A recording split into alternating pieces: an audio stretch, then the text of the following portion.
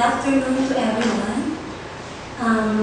Today I'll be presenting the physiological characteristics of nitrogen-fixing tree species in Mt.Makiling and the Mesa Watershed, Philippines, which was conducted in 2008 up to 2010.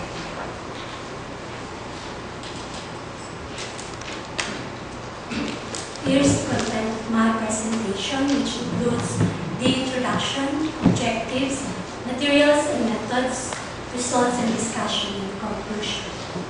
But before I proceed, I would like to give a short introduction about my research. Due to the ecological importance and the degradation of tropical forests, which includes the Philippines, restoration and rehabilitation of degraded and secondary forests has become an important issue. And according to FAO, the Philippines is one of the countries in Asia with the highest rates of forest loss, which is exceeding 1.5% per year.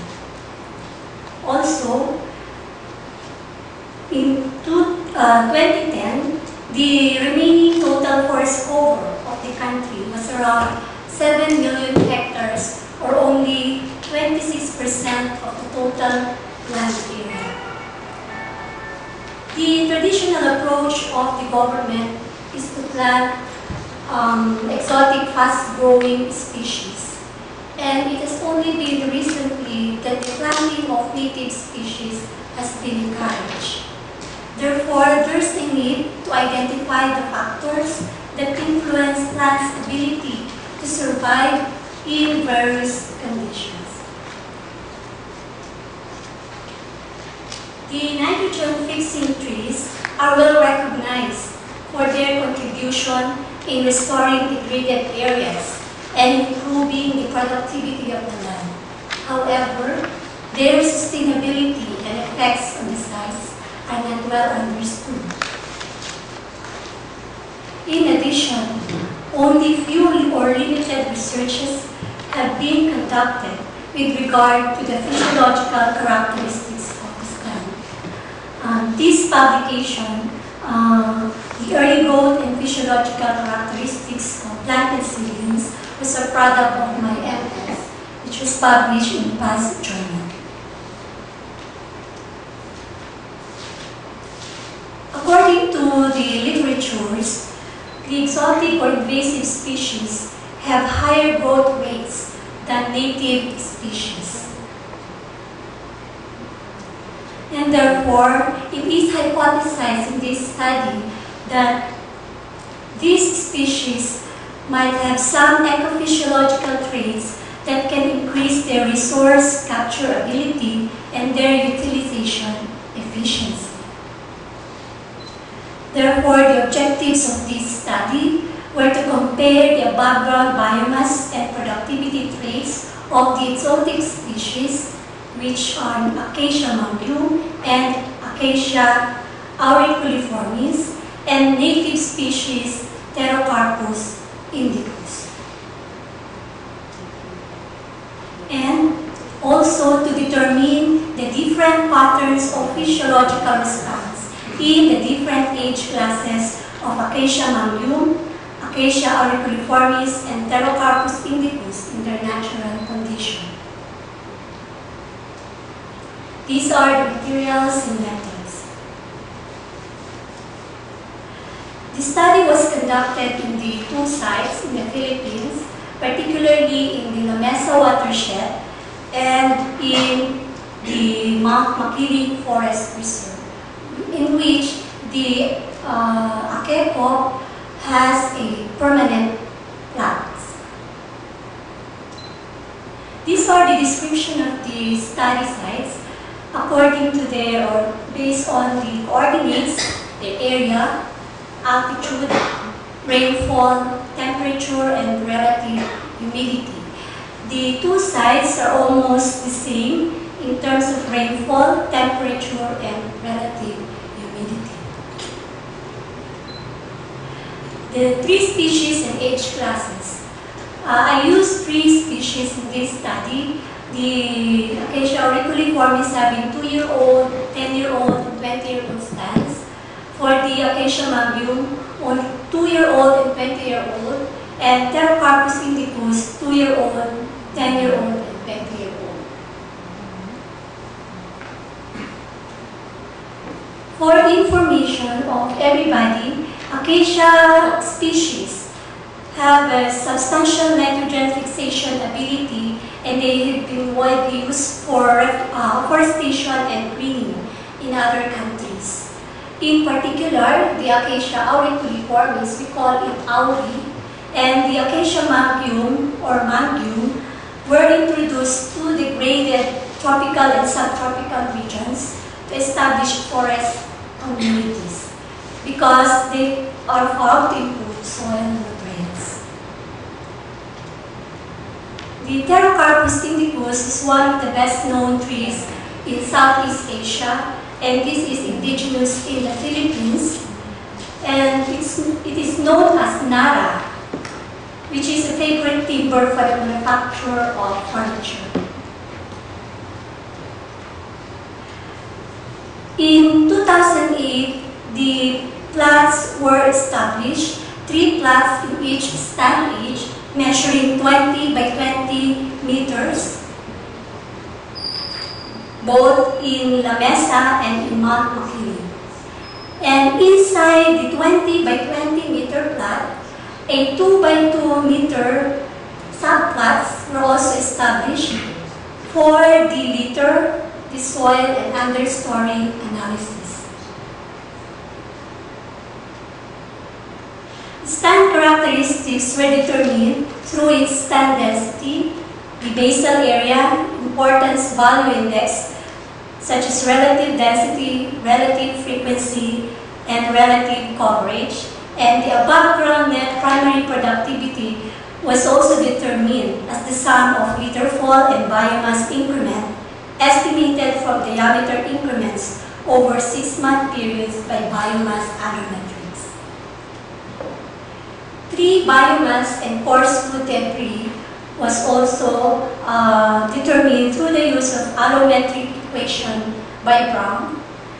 And Y is the above ground biomass, while D is the DBH in centimeters. For the understory and herbaceous vegetation and litters, the formula of Lasco et al. Was used, wherein the TODW is the total oven dry weight, TF is the total fresh weight, SFW is the sample fresh weight, SODW is the sample oven dry weight. The litter fall was also collected from January 2008 to 2009, wherein 4 litter traps were established about 0.5 by 0.5 meter each in each plant. The litters were sorted into fractions, into leaves, non-leaves such as branches and twigs, and reproductive part, the flowers and fruits. These were then dried at 65 degrees centigrade for approximately 48 hours and ground to pass a 1 millimeter sieve, and then the total litter was obtained by adding their weights.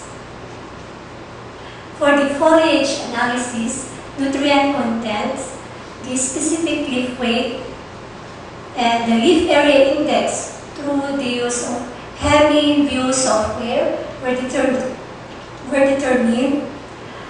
in addition to the nitrogen productivity. This is a fisheye lens obtained from the leaf area index of the plantations. For the soil analysis, 4 samples in each plot using soil ochre, which is 0 to 30 centimeter depth, were obtained for the nutrient content, the pH and cation exchange capacity, and for the organic matter content through the use of loss on ignition method. For the weather data, air temperature, relative humidity, and soil temperature are measured by FOBO, as shown in this picture. from July 2007 up to February 2010, and were downloaded in the field every 6 months. This is the air hobo, and this is the soil hobo. For the stomata size and number, the leaf samples were obtained in the field, and these were quantified using a light microscope equipped with micropublisher, 5 RPB, under 200 magnification. And these are the photos of the stomata of Pterocarpus indicus, Acacia auricularis, and Acacia magnum. The leaf anatomical characteristics. Samples were also obtained in the field and were fixed in the FAA solution prior to microtome sectioning through histological paraffin technique. Quantified in the field were in the microscope were total leaf thickness, epidermal leaf thickness, and palisade mesophyll thickness.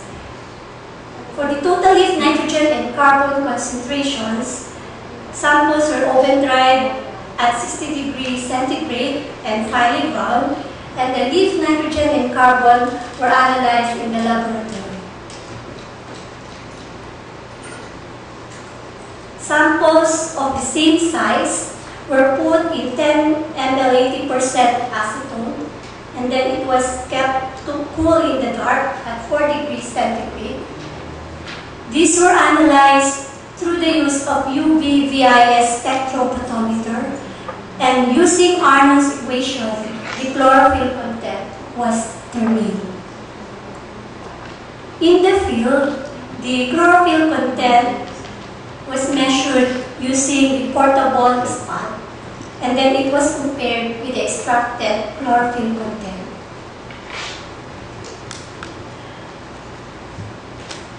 LICOR 6400 portable photosynthesis system, as shown in the right side, was used to determine the net photosynthesis, transpiration, and stomatal conductance.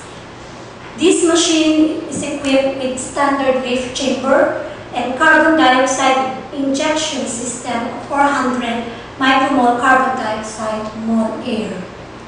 The relative humidity was maintained at near ambient levels of 60 to 70% with an average cuvette temperature of 25 degrees centigrade. The photosynthetic cotton flax density used were the following, and using this equation, the net photosynthesis was determined. Where Pn is the net photosynthesis, UE is the mole flow rate of air entering the leaf chamber, CE is the mole fraction of carbon dioxide in the leaf chamber, and CC is mole fraction of carbon dioxide entering the leaf chamber, S is the leaf area, and E transpiration.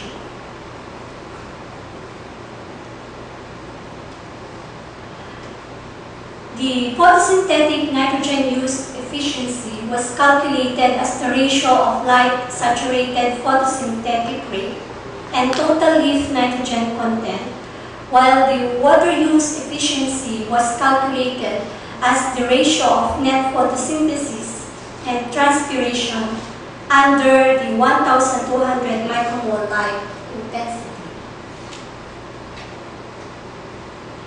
The ACI curve and derived parameters. This linear regression was used to obtain the ACI curve, and these parameters were derived out of that curve. Vcmax for the maximum rate of rubisco carboxylation, RD for the dark respiration, and Jmax for the maximum electron transfer. And these were the equations used. Now for the results and discussion. For the stand characteristics, the Acacia magnum 20-year-old was highest in terms of stand density, followed by the Acacia auriculiformis, 20-year-old. And this was also the same with the Acacia magnum, 20-year-old, and Acacia auriculiformis in the basal area. At higher densities, the rate or growth rate of individual species slow down because there are many species competing for limited resources on the site. And the basal area is one of the important quantitative measures for stand density along with other quantitative measures. The above-ground biomass in carbon was highest in the Acacia magnum, 20-year-old, followed by the Acacia auriculiformis, 20-year-old. The rate of biomass and carbon stored in a forest depends on the type of forest, the age of the forest, and the size class of the trees. But the result of this study is incomparable with the result of other studies. And these plantations are potential for carbon storage in the future. The litter production in the area ranges from 2.3 to 5.72 tons per hectare per year. And most of the foliar litter contributed much to the total litter fall compared to the other components, which are the branches or twigs and the reproductive parts. Litter fall production is affected by the species composition, the successional stage development, and the microclimate differences. Here's the monthly litter fall from the period 2009, January 2009 up to January 2010. And the maximum production or litter fall production occurs from January up to April. And this is in agreement with the results of other authors, wherein the maximum yield of litter fall occurs during summer period. The above-ground net primary productivity were also highest in the 20-year-old auriculiformis and Acacia magnum. The leaf area index does not much vary among the species and the stand. Specific leaf weight was highest in the fast-growing species or exotic species, Acacia auriculiformis and Acacia magnum. For the foliar nutrients, the nutrient levels in the stand, this continually changes. According to the literature, the nitrogen, potassium, and phosphorus mainly increases or decreases, and the calcium and magnesium increases through as the season progresses. The nitrogen productivity in here was highest in also 20-year-old Acacia auriculiformis and 20-year-old Acacia magnum. This result of nitrogen increase in nitrogen productivity was through the enrichment effect of nitrogen deposition and changes in forest management practices.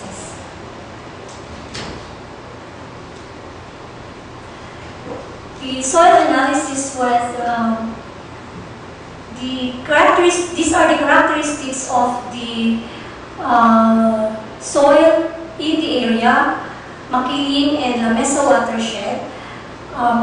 wherein the nutrients are significantly different among each other except for pH and nitrogen. But in comparison, the soil characteristics are higher in Mt.Makiling compared to the Mesa Watershed, probably because of the location, altitude, and the moisture condition in the area. This is the air temperature and relative humidity in Mt.Makiling Forest Reserve, which the air temperature is lower than the air temperature in the La Mesa Watershed. Also, the soil temperature in Mt.Makiling from March 2008 to January 2009 was lower than the soil temperature in La Mesa Watershed from March 2008 to January 2009. The results of the stomata size and number are insignificantly different among the stands, but this trend was observed wherein as the size of the stomata decreases, the number of stomata increases. And this stomata size and number is a very important physiological features which are related to other physiological characteristics such as net photosynthesis and stomatal conductance. And this stomata size and number were determined in the lower epidermis of the leaf because they are more dominant in that portion.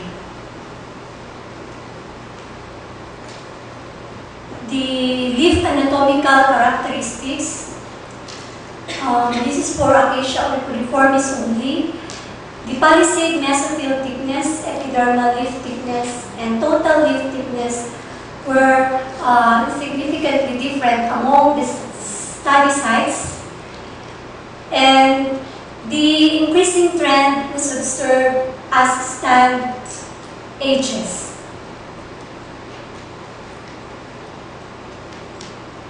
The total leaf nitrogen and carbon does not much vary well in this site, but the reduction in the carbon can be due to the perturbed incorporation of lignin in the cell wall, while for the carbon is for the reduction in photosynthetic nitrogen, or protein rather. This is the chlorophyll content, but in this chlorophyll content, the highest was in Pterocarpus indicus, 2-year-old and 10-year-old stands. But in the previous slides, this is in reverse with the specific leaf weight. This has the highest chlorophyll content, but they have the lowest specific leaf weight. In the field, the physiological characteristics does not vary much with the leaf color, indicating that chlorophyll content is less important in controlling photosynthesis other than other factors controlling photosynthesis. This is the net photosynthesis, and this was highest in the Acacia Maguil 20-year-old stand with which yield a peak rates of 12.2 to 12.4 micromole carbon dioxide per meter per second, and was found to be increasing through PPFD, or photosynthetic photon flux density. The photosynthetic nitrogen use efficiency was highest in the 20-year-old Acacia magnum and Acacia auriculiformis 20-year-old stands, and this is due to the low nitrogen content but higher net photosynthesis. Transpiration was not significantly different. Same trend with the stomatal conductance, wherein the stomatal conductance increases with PPFD or photosynthetic proton flux density. The stomatal conductance is affected by the turgor pressure, the vapor gradient, pressure gradient, and light, of course. The stomatal conductance reaches about 1 mole water per square meter per second. And for the water use efficiency, this is very important, especially in areas where the water is a limiting factor in the production of species or trees. So it means that in this study, the 20-year-old acacia mangium had the highest water use efficiency values, meaning it will survive if an area is deficient of water. And this was followed by the acacia auriculiformis. Water use efficiency is also affected by light and the increase in nitrogen absorption or deposition. This is the ACI curve, which is the net carbon dioxide assimilation rate versus the intercellular carbon dioxide concentration, and it has very nice fitting wherein the other parameters were derived. So this was also highest in the 20-year-old acacia mangium, followed by acacia auriculiformis stem. Out of this derived of this ACI curve, the derived parameters Vcmax, the maximum viscocarboxylation, and Jmax, the maximum electron transport, were derived, and this was found highest in the acacia mangium in the lower, middle, and upper portions of the canopy, followed by the acacia auriculiformis stem.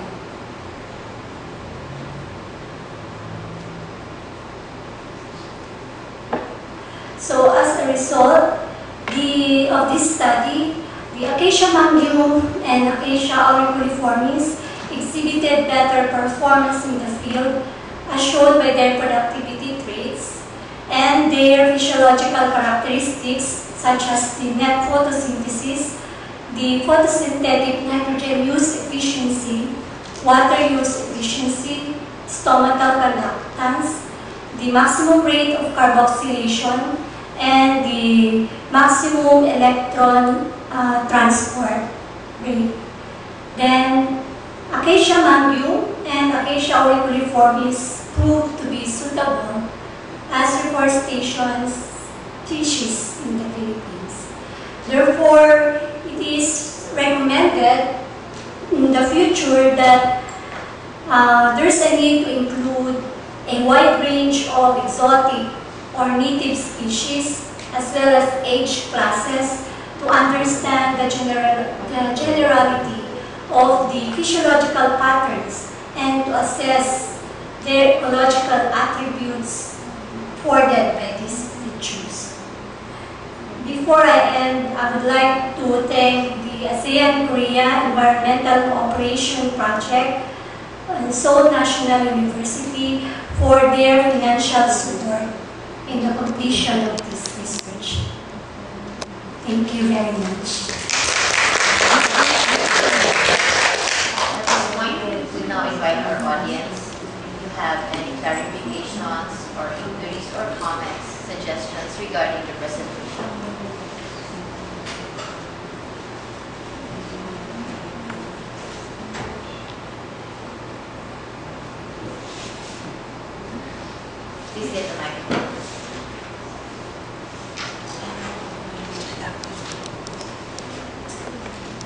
afternoon. I'm Marilyn S from SESAM. I would like to ask if you ever consider the characteristics of the soil of the areas where you conducted your studies. I shown the soil characteristics Already, but I already I only see the pH, not the. I don't know if I was wrong or Are you sure?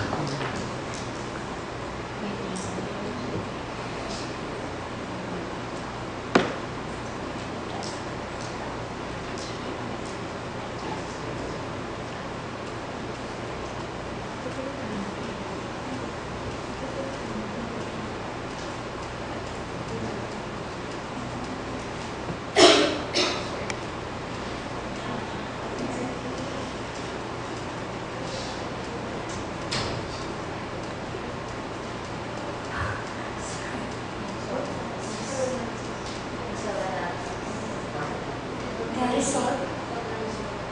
You want to see them? Yeah.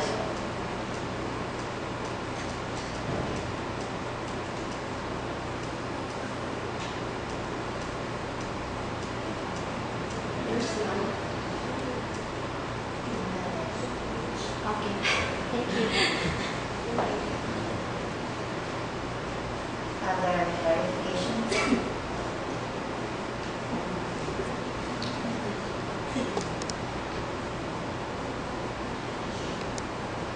You have another follow-up?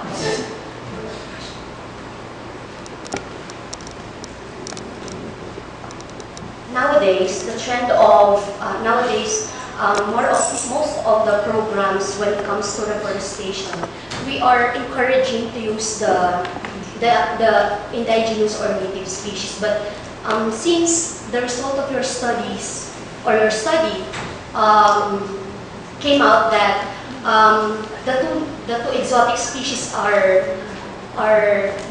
more efficient than the Nara, which is very sad to know that majority of the degraded areas in the Philippines are really marginal. So what can you say about that proposal that we use the native species instead of the available exotic species? Thank you for a very nice question.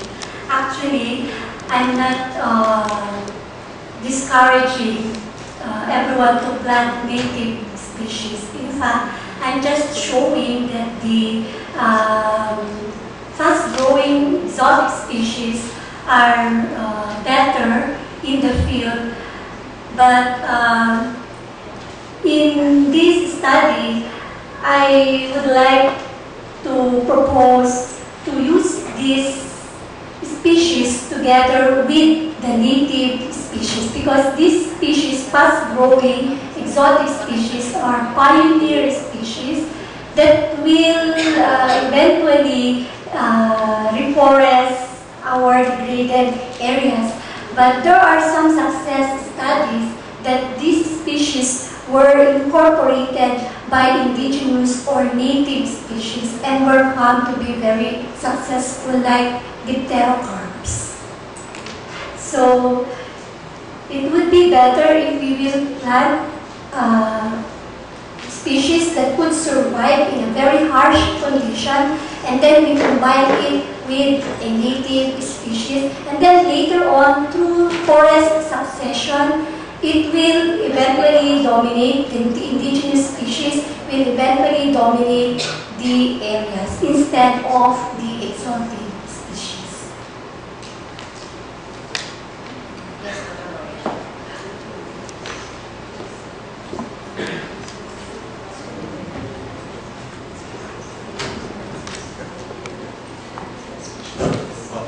I would like to ask you two questions. And then I would like to relate some experiences that I had when I was in the logging industry. I spent 11 years in the logging industry, so I may be able to help you people in the academy to increase the application of the technologies that you will be developing through research. For example, you concluded, in your conclusion, you recommended acacia, mangyum, and aure for reforestation. Would you think DNR and the lumbermen will accept this? Will implement your suggestion? Actually, What do you think? With the present reforestation system Maybe- that DNR is employing, maybe with their campaign of using native species, not maybe, because they are encouraging people to plant native species. But when they see the result, they should realize that they should plant first fast-growing species, and then after that, the native growing species should be incorporated to reforest our areas. do you know of any reforestation projects of the DNR and the industry wherein these two species are used? I don't know any of project or of activities of the government using this kind of species, but there are some private companies maybe. There is this system in logging, the enrichment planting. After logging, usually the loggers leave very few trees, especially mostly the weedy species, the commercial species are removed. So here there is this enrichment planting. Would your mangyum and auri be acceptable or very profitable in enrichment planting in the degraded lagoon area? Yes, I think so. So, would you like to suggest this to the DNR sometime? If there's an opportunity, then why not? Kasi We can recommend. our forest, you said in your discussion, in your introduction, that we have only a very small portion of our forest now. Yes. It would seem that what is remaining of our natural forest are degraded, destroyed by the lumbermen and then the people who love after the lumbermen. You see, there are two classes of loggers in the field now. We have the legal and the illegal. So the combination is now has degraded our forest and probably there is now a need to improve our reforestation system, especially the investment planting in the degraded forest, natural forest. Now, I would like now to relate some experiences that I have in the field. Let's say, our reforestation system in the Philippines use only one species. Hindi ba monoculture ito? Hindi ba, well, in forestry, monoculture is not very good. It is destructive, di ba? Because there is competition among these species. So, in one of our tree farms in Busan Sur, when I was there in the logging industry, I planted 4 tree species because I wanted that I simulated the natural forest. You had the dominant, the codominant, the intermediate, and the suppressed canopies. So, for the dominant, I planted bagaras. Because bagaras, at 10 years old, approximately 30 centimeters in diameter, cost has a value of 4,000 pesos per tree. Then we have I planted also mangyum and Gimelina arborea for furniture. Well, the bagaras was for telecommunication and electric posts. And then for furniture, you have the mangyum and the Gimelina. And then for the paper industry, I planted Albizia falcataria. But I found out that if the Albizia falcataria is planted near the bagaras, it will serve as an agent of natural pruning, but only in the small stages. It will be the mangyum and the Gimelina that will be the natural pruning agent when the bagaras is already very tall. But again, research now should find out this time and this spacing, the combination. And then, for irrigation system, we planted abaca and banana. Because according to some old people there, you don't need to irrigate the tree plantation. If you planted abaca and a banana, these are almost 100% water. They will absorb the rainwater and then give the irrigation system. The problem then was how to convince the two species to irrigate or share their water deposit with the trees. Again, this should be a research to be conducted, to be found out by the researchers of the forestry. And then, again, an old man told me that these creeks in the forest could be reservoirs. So, after drinking several bottles of tanduay, I developed a system.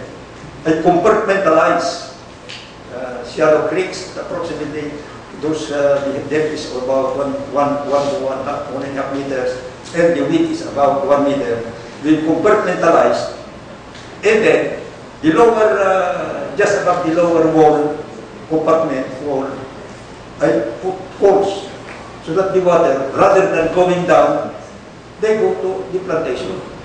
So you don't have to have reservoirs, which is very costly. The creek is there already, the rain is there already. But I combine this as a fish pond. So every time there's birthday, I told them, well, you have the free fish. You can get fish from the fish ponds free, just so you invite me. So probably this could also be